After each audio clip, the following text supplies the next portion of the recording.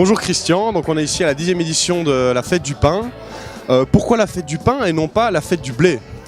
C'est une très bonne question à laquelle je n'avais pas encore pensé. Pourquoi pas que le blé? Parce que le pain n'est pas fait que de blé. Il y a du froment, de l'orge, du seigle, etc. et bien d'autres farines qui sont faites pour créer le pain. Voire même des associations avec tomates basilic, c'est ce que l'on propose ici à notre stand. Il y a aussi un côté fort multiculturel ici, donc il y a des pays, il y a la Russie, il y a la Grèce, il y a l'Espagne. Pourquoi ce côté un petit peu international dans cet événement? C'est parce qu'au départ, on avait justement voulu associer les différentes cultures sur Charleroi. Parce que depuis 2002 que l'organisation de la fête du pain a lieu ici à Ransart, on est resté dans cette même mouvance. Et c'est ce qu'on ne trouve pas dans nos boulangeries habituelles. Et là, ici, chaque association et chaque culture a l'occasion de mettre en avant ses produits locaux.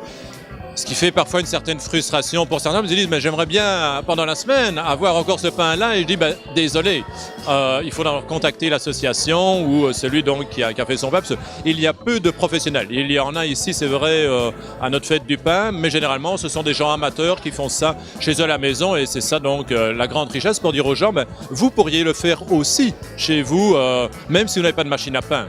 Moi, j'ai une machine à pain, mais elle est toujours dans le tiroir, sur l'étagère. Je fais tout au four. Est-ce que vous pouvez me parler un petit peu des produits espagnols et des spécialités espagnoles? Mais voilà, l'anchoa, le fromage manchego, le jambon serrano, voilà, et l'aceite d'olive.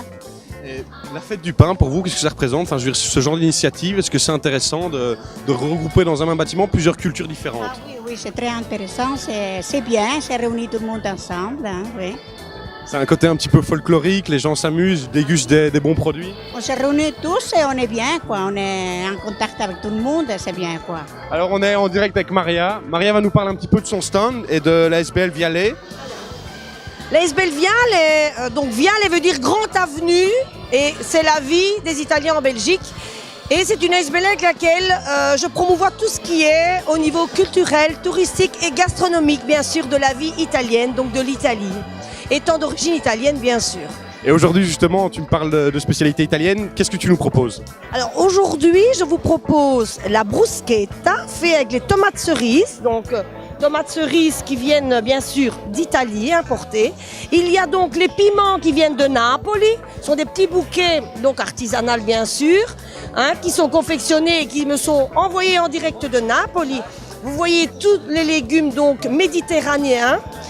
Je vois de l'ail, du vinaigre balsamique. Vinaigre balsamique, de l'huile, les poivrons multicolores, les piments, parce que les piments ça pique, les poivrons sont plus doux. Il y a aussi un autre objectif dans cette fête, c'est de valoriser le métier de boulanger. Et ça, je trouvais ça intéressant, notamment avec un concours du boulanger en herbe. Est-ce que tu peux m'en dire un petit peu plus? Oui, bien sûr. Donc c'est vrai que ici, avec le concours du boulanger en herbe, c'était pour montrer chacun a la possibilité de faire son pain à la maison et parfois on ne prend pas le temps. Je n'ai rien contre certaines grands fast-food où le pain n'est plus vraiment ce que j'appellerais moi du pain et peu riche en fibres et en protéines, etc. Et je dis, il y a moyen de faire justement de bonnes choses. Et cette année-ci, donc, c'était sur le thème de la tresse. J'ai voulu varier un peu en tant que président de l'organisation et dire, tiens, cette année-ci sera une tresse. Et quelqu'un m'a même surpris en faisant une tresse avec 3 brins, avec 3 farines différentes. Donc ça, c'était épatant de dire, je vais prendre le temps et c'est quelque chose de beau et de grande qualité. Un petit dernier mot, si tu as quelque chose à rajouter pour la fête du pain, donc 2013, la prochaine.